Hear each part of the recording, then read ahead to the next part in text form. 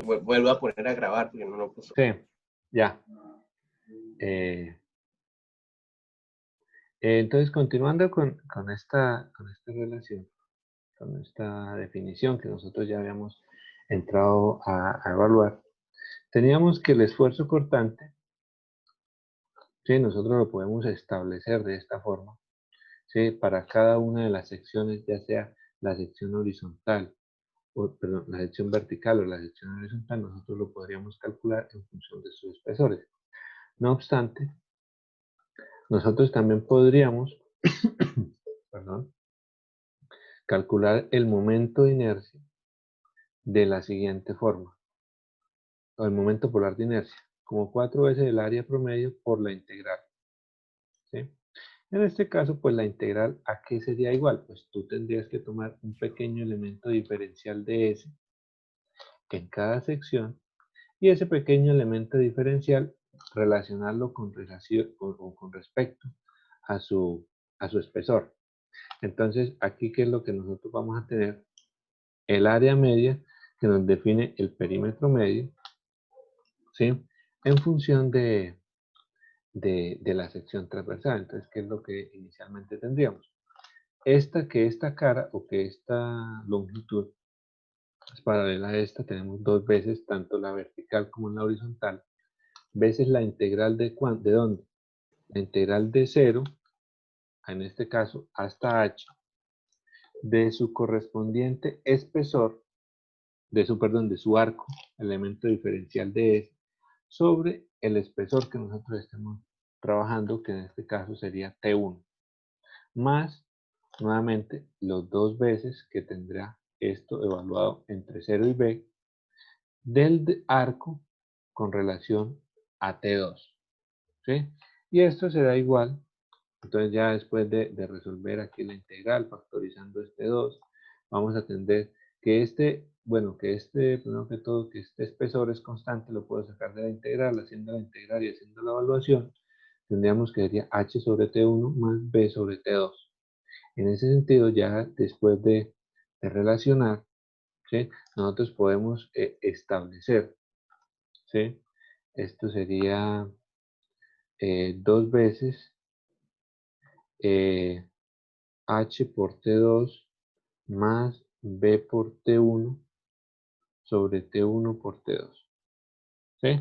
Entonces, si nosotros lo relacionamos ya, aquí el momento polar de inercia, que sería 4 veces el área media, 4 veces b por h, por el espesor, que sería ht2 más bt1 por T1 por T2, aquí simplifico este 4 y lo vuelvo un 2, tendríamos que esta expresión para el momento polar de inercia de una sección cuadrada como esta que tendríamos acá, si fuese nuestro interés calcularlo de esta forma, ¿sí? Entonces aquí ya lo tendríamos una sección cuadrada con esta misma relación. Nuevamente, si nosotros quisiéramos calcular de nuevo el J para una sección circular, tenemos que ese J es igual a 4 veces, en este caso, el área media al cuadrado sería pi al cuadrado, radio medio a la 2 por 2, 4, sobre el perímetro, perdón, sobre el perímetro por el espesor, si no me equivoco, ese perímetro por el espesor es igual a, bueno, tendríamos que hacer la integral del perímetro de un pequeño diferencial de S sobre el espesor, ese espesor se tornaría constante y el perímetro sería igual a, uy, se me olvidó, creo que es pi por R, ¿sí? Lo que sería el perímetro de toda la sección transversal, no, es 2 pi por R, ¿sí?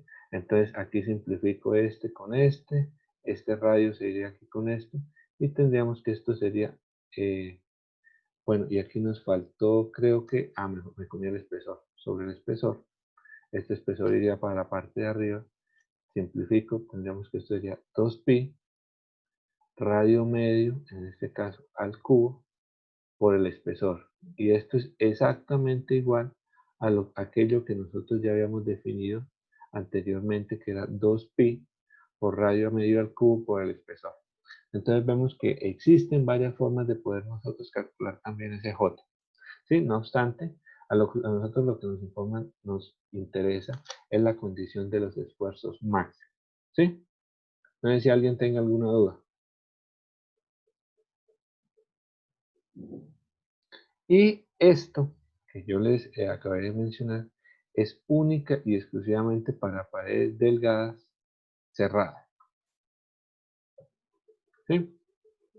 Entonces, aquí nosotros también podemos utilizar el concepto del que veníamos hablando anteriormente para poder hacer el análisis de elementos estáticamente indeterminados. ¿Sí? Y lo explico de esa forma, ¿por qué? Recuerda el análisis que nosotros hacíamos cuando la persona iba sobre el zaguán, sobre un corredor, y estaba una persona queriendo estirar los brazos. ¿Sí? ¿Qué va a pasar con esas paredes? Pues esas paredes literalmente no van a dejar que tú, ¿sí?, muevas esas paredes, sino por el contrario, que lo que va a hacer, generar va a ser una deformación, ¿sí?, al interior de sus articulaciones o de sus huesos, ¿sí?, que son despreciables, no obstante, van a existir. Lo mismo va a pasar aquí. Vamos a suponer que nosotros tenemos un elemento que está, por ejemplo, empotrado entre dos secciones. ¿Qué relación vamos a tener acá? Pues si no hay torque no pasa nada, pero eventualmente pueden existir torques en el interior del elemento, ¿sí?, que hacen que efectivamente, si nosotros planteamos la ecuación de la estática, la ecuación de estática que nos daría que aquí nosotros en este punto tendríamos una reacción en A, por aquí tendríamos tener una reacción en el punto B, y por aquí tendríamos un torque, por aquí tendríamos el otro. ¿Y qué pasa? La estática nos dice que la sumatoria de torques, en este caso en el eje X, o de momentos en el eje X, es igual a 0. Entonces, de aquí nosotros tendríamos, que torque en A menos torque en B es igual a la relación que tengamos acá. Vamos a suponer que es 2T. En este caso, pues, para que sea 2T, los dos deben ir en el mismo sentido.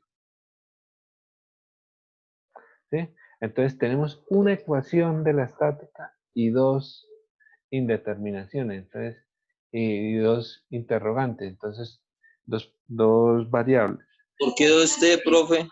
Bueno, vamos a suponer que aquí yo no tengo esto en este sentido, sino está en este sentido para no anularla.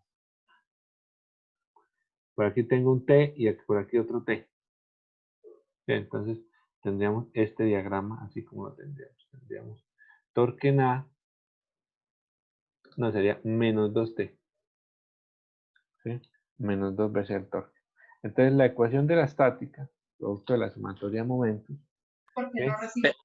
Profe, es que, o sea, no sé si lo estoy leyendo bien, es que ahí son dos torques, o sea, que es directamente con la flechita del vector y el que es girando, ¿o qué? Exactamente, sí, es exactamente un torque. Entonces, espérame, borro la información en exceso. Voy a borrar esto. Vamos a suponer que hay dos torques.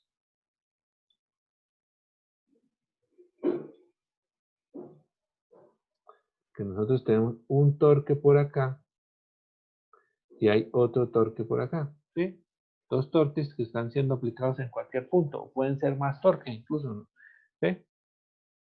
Sí, sino que para el caso de este ejemplo, nosotros tenemos que torque en A menos torque en B es exactamente igual, no, si era positivo,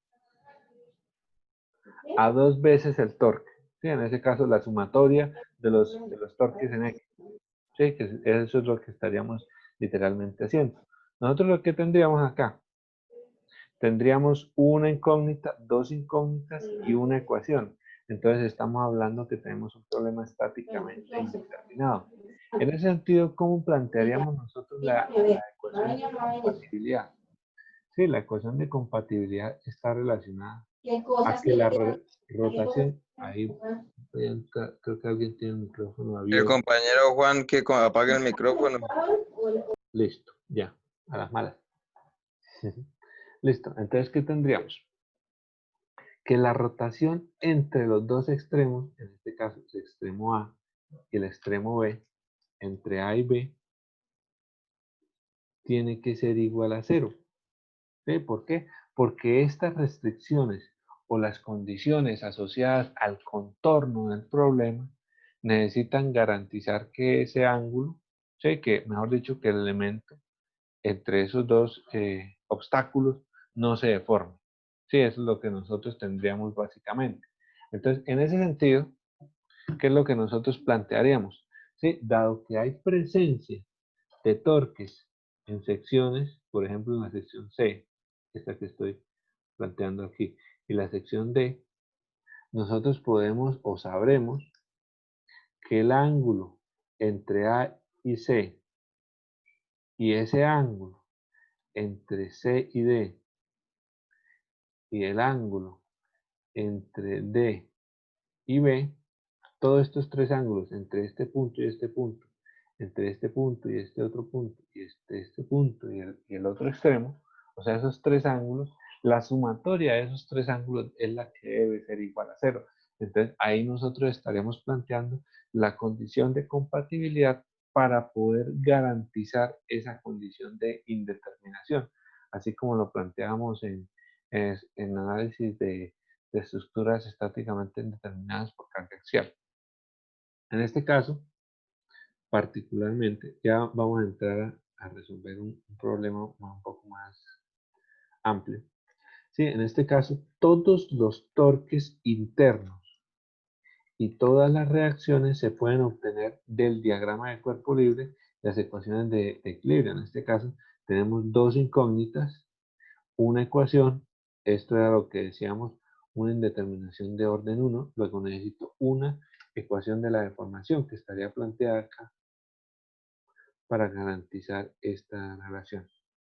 Entonces las ecuaciones de compatibilidad están asociadas a los movimientos de rotación, ¿sí? Del elemento.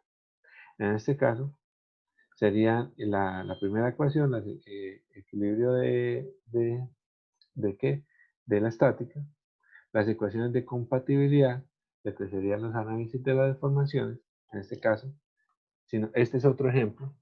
Vamos a suponer que hay una barra aquí interna, 1, y un tubo externo, 2, y que esos dos elementos, tanto barra como tubo, están unidos, ¿sí? Literalmente a una placa rígida.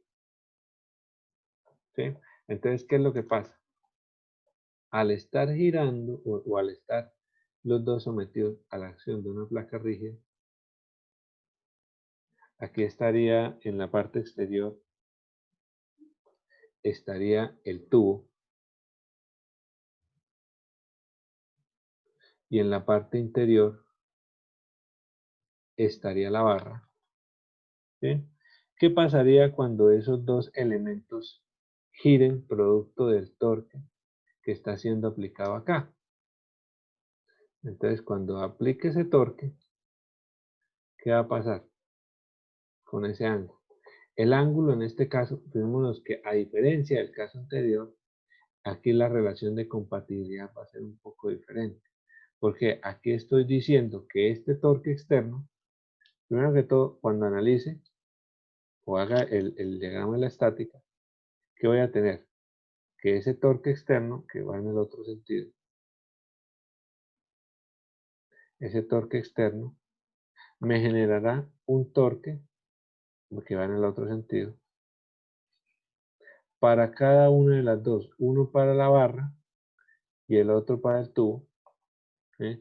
Entonces, mi ecuación o mi definición de la estática me diría que el torque externo tiene que ser igual a la suma de los dos torques internos que soporta tanto la barra como el tubo. ¿Sí? Esa sería la primera ecuación para este ejemplo que tenemos acá en la diapositiva. ¿Sí? En este caso, los dos no tienen por qué ser iguales, dado que pueden ser materiales diferentes, tienen momentos de polares de inercia diferentes, ¿sí? Y la relación de compatibilidad que nos estaría dando es que dado que la placa externa es rígida, ¿sí? Esta placa es rígida, esta placa no se puede deformar por sí misma, sino que esa placa externa generaría un ángulo de rotación. Entonces, ese ángulo de rotación, si nosotros lo vemos a la luz tanto del tubo como de la barra, vamos a tener que ambos elementos, tanto barra como el tubo, habrán girado lo mismo. ¿Eso qué nos traduce? Traduciéndolo a relación de compatibilidad, tenemos que esa rotación, al ser la misma, que θ1 será exactamente igual a θ2. ¿Sí? Esa es la relación de compatibilidad que nosotros estaríamos asociando. ¿Y qué es θ1? Pues recordar que θ1 por definición es el torque interno, entonces sería el torque, en este caso, voy a suponer que de la barra, por la longitud de la barra sobre el G de la barra, por el momento polar de inercia de la barra. Igual para θ2, en este caso, lo único que van a compartir en común será la longitud, que aquí cuando haga iguale esto, cuando iguale esto voy a tener esa relación. ¿Y qué podríamos decir? Que el torque 1 es directamente proporcional a la relación de rigidez G1 sobre G2 por la relación de momentos de inercia JP1 sobre JP2 por el torque 2. Entonces aquí ya tendríamos la segunda ecuación que nos va a permitir resolver de cierta forma la indeterminación de nuestro sistema. ¿Sí? Entonces, ¿en qué se basó esto? En poder establecer una relación de compatibilidad en función de lo que está pasando con el contorno. En este caso, esta era la relación de compatibilidad aquí de la placa plana. Esta era la relación de compatibilidad si nosotros tuviéramos una barra que está acoplada, ¿sí? a los dos extremos. ¿Sí? Entonces ya vamos a hacer unos ejercicios para conceptualizar un poco más esta relación. No obstante, recordemos que nosotros también podemos tener esfuerzos sobre planos inclinados. Opa. En este caso, si nosotros tuviésemos una condición de esfuerzo cortante y nosotros quisiéramos evaluar esa condición de esfuerzo en cualquier otro plano, ¿sí? ¿Por qué? Porque esa necesidad, precisamente porque sabemos que los materiales dúctiles fallan por cortante, perdón, por cortante, y el material frágil falla por esfuerzo normal. En este caso, lo que nosotros queremos ver es si existe algún plano, así como en carga axial, donde el esfuerzo cortante era máximo. Entonces, ¿qué era lo que íbamos a hacer? Íbamos a definir un plano de corte. Sobre ese plano de corte íbamos a definir el vector normal y el vector tangencial a esa superficie para poder calcular lo que sería el esfuerzo normal y el esfuerzo cortante de la superficie. Ya al descomponer esas condiciones de esfuerzo cortante, vamos a tener estas relaciones que pueden ser simplificadas y llegarse a estas dos que tenemos acá, que sería el esfuerzo normal sería el esfuerzo cortante por el seno de 2 veces el ángulo θ, y el esfuerzo cortante es igual al tau por el coseno de 2 veces el ángulo θ. Sí, en este caso, si nosotros graficamos, ¿qué vamos a decir o qué vamos a encontrar? Que los puntos máximos corresponden al valor del esfuerzo cortante. ¿Sí? Entonces, aquí ya no vamos a tener ningún máximo, como en el caso de carga axial, sino que los dos valores tienen magnitud igual y están desfasados realmente 45 grados, que esos 45 grados sería lo que nosotros tendríamos o la representación que tendríamos en un plano de corte si un material llegase a fallar por esfuerzo cortante. Si nosotros lo viésemos a la luz de evaluar cómo sería una posible grieta de un material que falle por cortante, por torque, por torsión, tendríamos que las grietas, ¿sí?, se generarían a 45 grados si es un material dúctil, ¿sí? Y también, si fuese un material frágil, también tendrían esa misma condición, dado que el material frágil va a fallar, en este caso por esfuerzo normal, pero el esfuerzo normal va a tener exactamente la misma magnitud. Sí, esa sería como tal la condición que nosotros tendríamos, y tendríamos una presencia de una grieta en esas condiciones. Sí, y ya para finalizar, pues, los concentradores de esfuerzo son igualmente válidos en estos casos, ¿sí? Y específicamente para casos donde nosotros tengamos variación de, por ejemplo, de la sección transversal. En este caso, ¿sí?, tenemos, por ejemplo, un eje, ¿sí? Tenemos un eje donde ese eje puede tener dos diámetros, uno más grande, uno más pequeño. ¿Y para qué se hacen esos cambios de sección transversal? Pues ya ustedes lo habrán visto en su diseño básico, que es para poder introducir elementos, ya sean rodamientos, ya sean engranajes, poleas, ¿sí? Son cambios de sección necesarios para poder hacer como tal el diseño de un material, ¿sí?, de un elemento de máquina. En este caso, los esfuerzos por torsión son considerados generan cambios en la distribución del esfuerzo. Entonces, recordar que en esta sección, si nosotros analizamos la distribución del esfuerzo, sería una distribución que iría en este sentido. Si nosotros lo analizamos aquí en esta sección, sería exactamente igual, solamente con una magnitud un poco menor, ¿sí?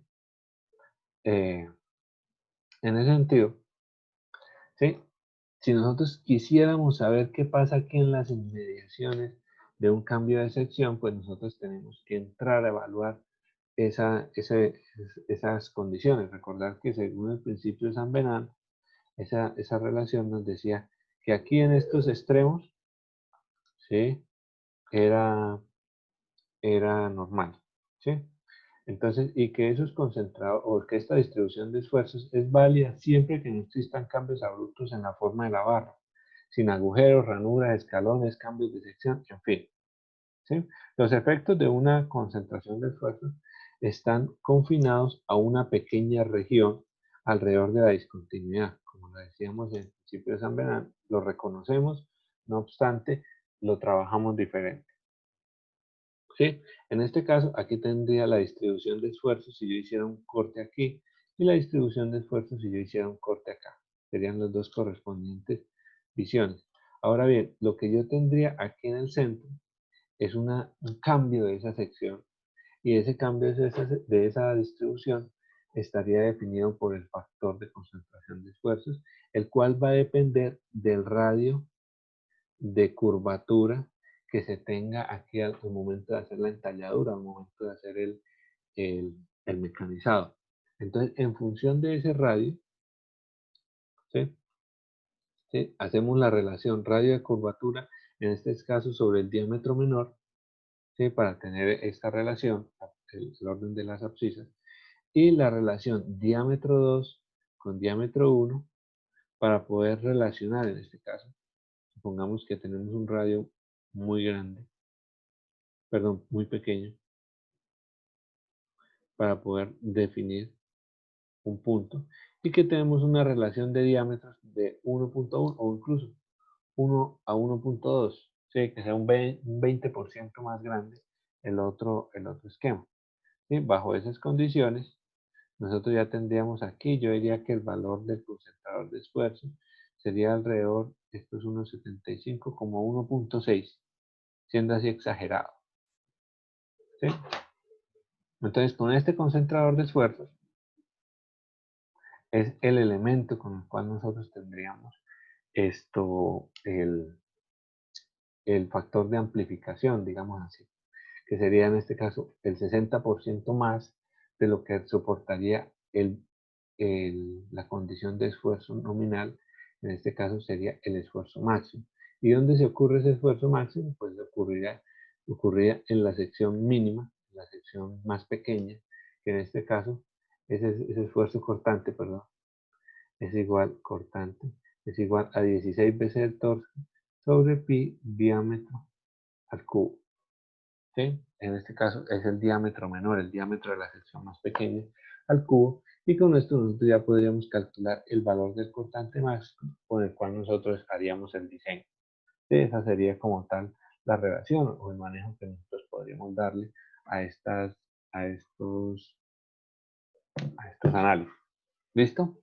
Entonces, hagamos unos ejercicios como para poder afianzar o asegurar toda esta teoría que yo les he compartido hasta el momento, ¿sí? Para que la tengamos, para que la clarifiquemos y podamos tener una visión un poco más general de estos análisis, ¿sí?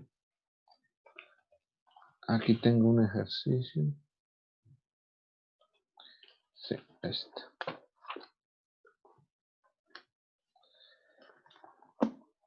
Entonces,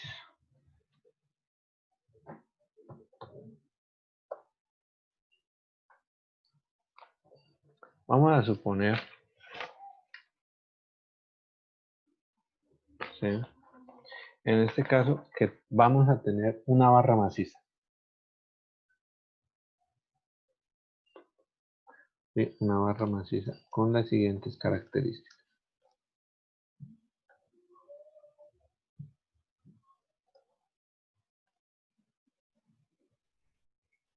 ¿Sí? Que toda la barra mide 1,15, 2,7 metros. ¿Sí? Esta vaina aquí que le pasó. Listo. Existe inicialmente una parte que mide 1500 milímetros y que hay otra parte que mide 1200 milímetros.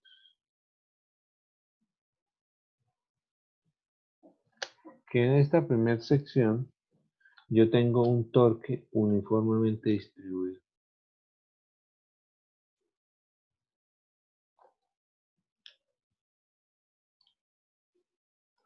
¿Sí? De magnitud T. Nos dice el enunciado, una barra circular maciza. Circular maciza.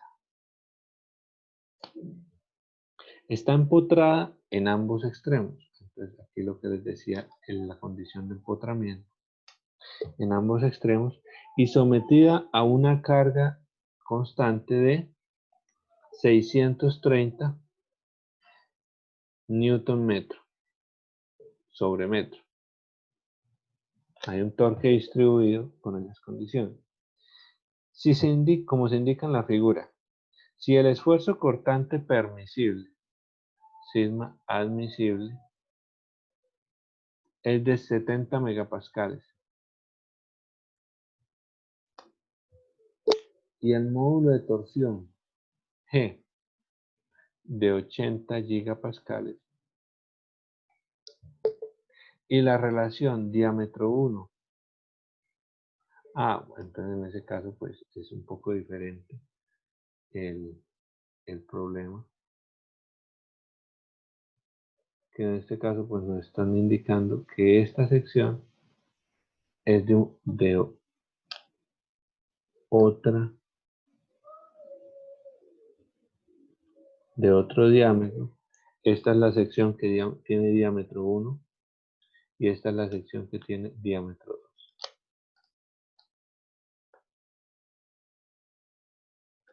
Sí, que la relación diámetro 1 sobre diámetro 2 es de 1,6. Determine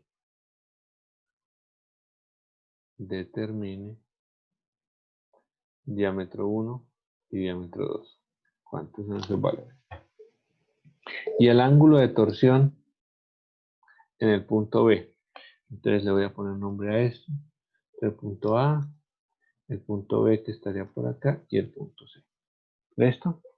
Entonces esta sería la interpretación o el problema que nosotros tendríamos. Que tenemos dos secciones. Sí, en este caso, pues, las dos secciones, una tiene diámetro 1, que no lo conocemos, otra tiene diámetro 2, y tenemos la configuración de estos problemas. Entonces, ¿qué es lo que nosotros haríamos primero? ¿Sí? Como ustedes lo saben, lo primero que nosotros haríamos sería la estática. ¿Sí? La estática, ¿qué nos dice? ¿Sí? Inicialmente, pues vamos a tener que la estática, que nosotros vamos a tener un torque en A, que aquí nosotros vamos a tener una resultante, ¿sí?, de este torque inicialmente distribuido, que es de cuánto. Alguien que me pudiese colaborar ahí haciendo esa relación. ¿Pero cuánto es la distancia de A a B, profe? De A a B es 1500 milímetros.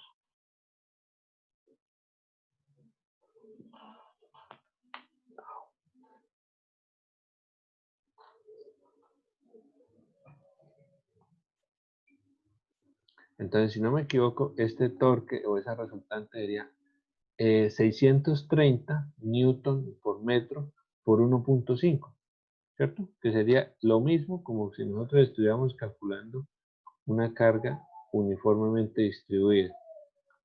¿Sí? En ese caso, una carga distribuida es el área, literalmente. ¿Sí? Entonces, ¿cuánto sería ese valor? 630 por 945, profe.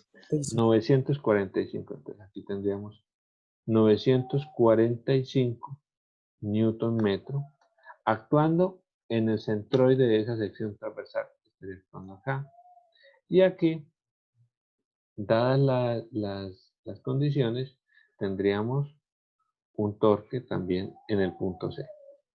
En este caso, obsérvese que yo estoy planteando mis condiciones de la estática de forma arbitraria. ¿Sí? Hubiese podido tomar esta en el otro sentido y esta en el otro. ¿Sí? Entonces, esta sería la relación. Y la estática, ¿qué nos estaría diciendo acá? ¿Sí? Si no me equivoco, la estática nos estaría diciendo que torque en A más torque en C igual a 945. Eso es lo que nosotros tenemos. Espérame. A menos 945, ¿cierto? Sí, dado que eso es lo que... Ah, espérame. Creo que copié mal la dirección de la flechita. Entonces, déjame un segundo.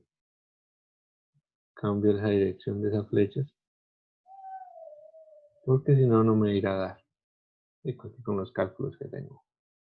La dirección de la flecha va en sentido contrario. ¿Sí? En este caso, pues, aquí ya haciendo la corrección, este sentido no iría. El sentido correcto sería esto. Y aquí ya tendríamos la condición del valor positivo. ¿Listo? Entonces, esa sería la condición o la primera ecuación que nos da, o la única, realmente, la única condición que nos da la estática. ¿Sí? Entonces son una ecuación, dos incógnitas, indeterminación de grado 1, ¿cierto? Entonces aquí vendría el problema de cómo nosotros podríamos plantear la solución de este problema acá. Entonces vendría la segunda parte, que sería el análisis o realmente lo que sería la ecuación de compatibilidad, ¿sí? O el análisis de deformaciones. Análisis de deformaciones. ¿Y qué nos diría en este caso ese análisis de deformaciones? Que yo tengo realmente dos secciones, la sección AB y la sección BC, las cuales van a poder decir cómo diríamos, rotar libremente cada una de ellas. Entonces, en ese sentido, pero que nuestra restricción o nuestra condición de externa nos dice que la deformación total entre A y C debe ser igual a 0, dado que el sistema como un todo está empotrado. En ese sentido... Profe, una pregunta, ¿en dónde iría el momento concentrado? No, el momento concentrado iría en el centro, ¿sí? Pero realmente, como es un momento, él puede ir realmente sobre cualquier punto. ¿Sí? Es únicamente para tener una representación. Esto como para tener esta ecuación. Este esquema que estoy planteando aquí nunca se utiliza. Es únicamente como para tener la representación de la estática. ¿Sí? ¿Sí? Entonces, ya continuando aquí con el análisis de deformaciones, ¿sí? Vamos a tener que la deformación entre el punto A y el punto C es igual a 0. Bueno, ¿y qué significa eso? Primero que todo, que la deformación entre A y B más la deformación entre B y C es la que debe ser igual a 0. ¿Sí? En términos generales, en términos de toda la deformación que nosotros tenemos ahí. ¿Sí? Pero ¿cómo? O sea, y ahora entonces viene la pregunta, caramba, ahora yo necesito relacionar esta información para poder calcular la deformación en función de los diámetros que no conozco, ¿sí? Porque voy a necesitar del momento polar de inercia. Y observemos ahora aquí que hay una carga uniformemente distribuida, peor aún. Entonces, en ese sentido, ¿sí?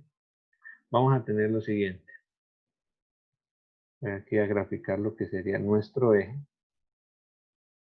¿Sí? Y en función de este eje vamos a representar o hacer la representación de nuestra estática. Entonces, lo que sí voy a mantener es exactamente la condición de los torques que yo haya definido en la estática.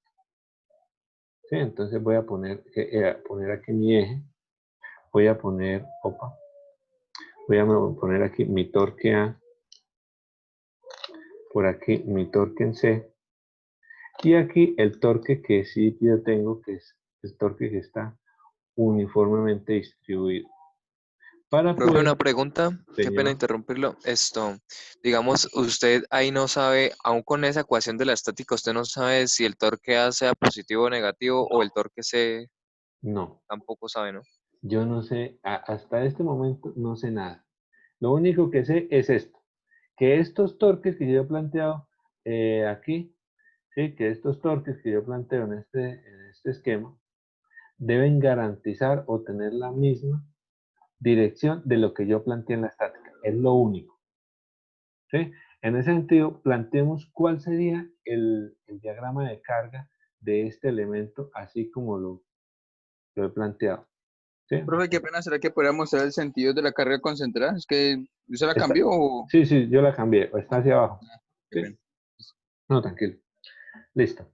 Entonces, ¿cómo nosotros plantearíamos este diagrama de carga? Este diagrama de carga, entonces voy nuevamente a graficar aquí la línea recta. Entonces, este torque en A, ¿qué hace a la sección transversal? ¿Hacerla girar positiva o de forma negativa? Voy a irle poniendo ¿Me nombre. repite la pregunta, profe? ¿Cómo está haciendo girar la De sección forma transversal positiva. el torque en A? De forma Pues, positiva, ¿cierto? ¿Está seguro? No, Sí. mentiras. En A no, sería Ah, en A negativo. sería negativa. Negativa, exactamente. pues dependiendo por donde se mire, ¿no? Porque si miras de C a A, pues No, sería siempre mirándolo desde este punto, desde la derecha. ¿Sí? Entonces, ese torque en A negativo, entonces. estaría haciendo generar o hacer un movimiento de forma negativa sobre mi sistema. Entonces, la rotación, ¿sí? Me generaría una condición negativa, ¿cierto? ¿Sí? Y este sería el valor del torque en A. Sí, entonces en este punto nosotros tendríamos el equivalente de ese torque A. ¿Sí? Entonces, ¿qué es lo otro que nosotros llegaremos a tener? ¿Sí? Que nosotros vamos a tener nuestra condición aquí en el punto B, que sería equivalente ¿a qué? A la magnitud de lo que tú tengas en el torque en A, más la variación de la carga interna que tengas aquí en este punto. Si nosotros lo vemos, esta carga uniformemente distribuida iría aumentando con la longitud, ¿sí? Generando que el valor que inicialmente tú tenías acá, menos torque en A, perdón, menos torque en A, ¿sí? Dado que esta rotación está en el sentido, genera rotaciones positivas, va a ser un torque positivo, y en ese sentido, pues nosotros planteemos esta relación al poder hacer aquí el análisis, nos llevaría que a medida que nosotros vayamos aumentando aquí en el diferencial de X, que ya lo vamos a ver, ¿sí? En ese pequeño elemento diferencial de X, iría aumentando la carga de forma lineal, hasta que nosotros lleguemos o alcancemos al siguiente punto, que sería menos el torque en A, más, ¿sí? En este caso, pues, el valor de este torque uniformemente distribuido, que es 640 o 630. 945 ¿no era? Sí, no, pero esta es la carga uniformemente distribuida. Newton metro sobre metro. Entonces en este punto, ya multiplicado ahora sí por 1.5, por 1.5, tenemos menos torque A por 900 algo, 945. Entonces tenemos menos torque A por 945. ¿Qué sería el valor que nosotros tendríamos? Todavía no conocemos el valor de esta recta que tenemos acá. Y a partir de este punto, ¿qué pasa? ¿Sí? A partir de este punto, esa magnitud empieza o se mantiene constante ¿hasta cuándo? ¿Sí? Entonces, esta magnitud se va a mantener constante, en este caso, hasta nuestro torque en C, que ese torque en C aquí me está generando rotaciones positivas o negativas. Negativa. Negativas, exactamente. Entonces me estaría cerrando aquí el diagrama, pero es acorde. Este valor en el torque en C debe ser negativo y debe tener exactamente esta misma magnitud para poder cerrar. Entonces, si nosotros lo miramos acá, torque en C es igual a 945 menos el torque en A. ¿Tiene la misma magnitud? Míralo acá. 945 menos el torque en A. Y el sentido es el que yo haya definido acá. Si el sentido es contrario, quiere decir que tú me explico. Si el sentido te hubiese dado en la otra dirección, no te hubiese cerrado el diagrama, luego tal tendrías que formular tu estática, mejor dicho, ¿y qué sentido tendría reformular tu estática? Es cambiarle el signo aquí al torque en C y arreglar esta ecuación de forma que te cierre. Esa sería como tal la definición de esa expresión. ¿Listo? No sé si alguien tenga alguna duda. Ya vi que hoy no nos alcanzó el tiempo por ese pequeño percance que tuvimos.